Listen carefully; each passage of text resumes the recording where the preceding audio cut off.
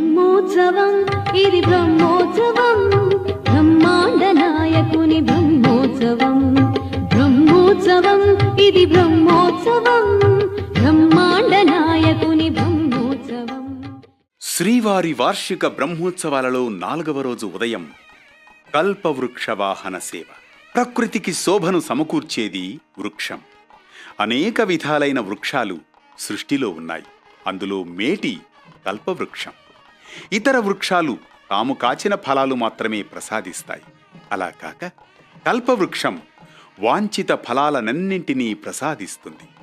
అటువంటి కల్పవృక్ష వాహనాన్ని అధిరోహించి 4వ రోజున ఉదయం తిరుమాడ వీధులలో భక్తులకు తనివి తీరా దర్శనమిస్తాడు శ్రీనివాసుడు.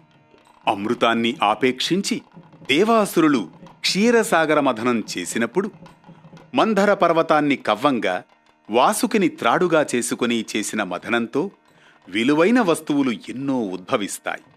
వాటిలో ఈ కల్పవృక్షం ఒకటి. ఈ వృక్షం నీడన చేరిన వారికి ఆకలి దప్పులుండవు.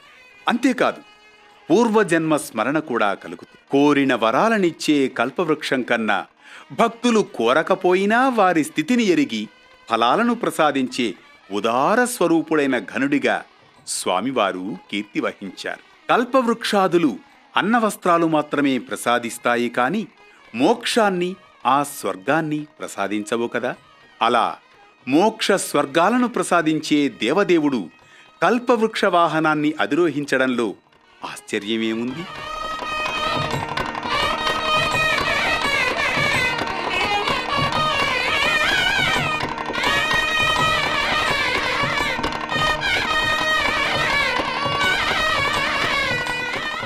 బ్రహ్మోత్సవాలలో 4వ రోజున రాత్రి సర్వభూపాల వాహనంపై భక్తులను స్వామివారు శ్రీదేవి భూదేవి సమేతంగా కటాక్షిస్తారు. ఆదిదేవుడైన శ్రీహరి రాజాధిరాజు కావడంలో ఆశ్చర్యమేమున్నది? అందుకే శృతి రాజాధిరాజాయ ప్రసహ్య సాహినే అని వర్ణించింది. భూపాలురు అనగా రాజులు. సర్వభూపాలురు అంటే అందరు రాజులు అని అర్థం. రాజా ప్రజారంజనాత్ అన్నట్లు ప్రజలను రంజింపజేసేవారే రాజులు. నా విష్ణుః పృథివీపతిః అని శాస్త్రం. విష్ణువంశ లేనివాడు రాజు కాజాలడు. అందుచేత రాజులందరూ అంతో ఇంతో భగవదంశ కలవారే. వారు అంశలైతే స్వామి అంశి. ఇక్కడ రాజులకు, రాజాధిరాజుకు అంశ అంశీభావం కుదిరింది. అందుకే సర్వభూపాలురు వాహన స్థానీయులై భగవంతుని తమ భుజ స్కందాలపై నుంచుకొని విహరింపజేస్తున్నారు. ఈ సర్వభూపాలకులలో దిక్పాలకులు కూడా చేరుతారు. దిక్పాలకులు స్వామిని సేవించిన తీరు సంప్రదాయ పద్ధతిలో ప్రస్తావించబడింది.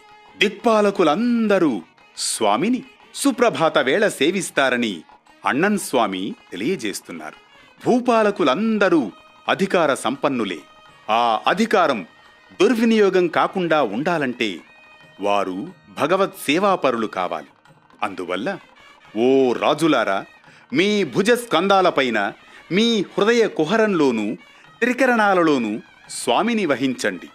తద్వారా మీరు ధన్యులు కండి. మీ పాలనలోని ప్రజలను కూడా ధన్యులను చేయండి అనే భవ్యమైన సందేశం ఈ సర్వభూపాల వాహన సేవ నుండి గ్రహించవచ్చు. అలాంటి భూపాల వాహనాన్ని సేవిస్తే భక్తకోటికి కూడా తగిన రాజ్య సుఖ ప్రాప్తి తప్పక కలుగుతుంది. భూపాలురే వాహనాన్ని మోసినప్పుడు సామాన్య భక్తులు వాహనాలను మోయడంలో ఆశ్చర్యమేముంది? ఈ ప్రపంచాన్ని పాలించే భూపాలురంతా కూడా స్వామివారి యొక్క సేవకులే అని, ఈ భూపాలురంతా కూడా స్వామివారికి వాహనంగా చేసుకుంటారని చెప్పి, మనం కూడా స్వామివారిని శరణు కోరితే సకల శుభాలు కలుగుతాయని చెప్పి ఈ సర్వభూపాల వాహనం పైన స్వామివారిని దర్శించుకొని యజ్ఞయాగాదులు చేసిన ఫలితాలు, సకల శుభాలు కలుగుతాయి.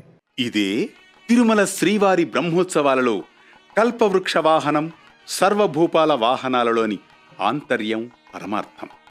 తిరుమల శ్రీవారి వార్షిక బ్రహ్మోత్సవాల విశిష్టతల కోసం కొనసాగుతూనే ఉండండి వేటు న్యూస్తో. బ్రహ్మోత్సవం ఇది బ్రహ్మోత్సవం, బ్రహ్మాండ నాయకుని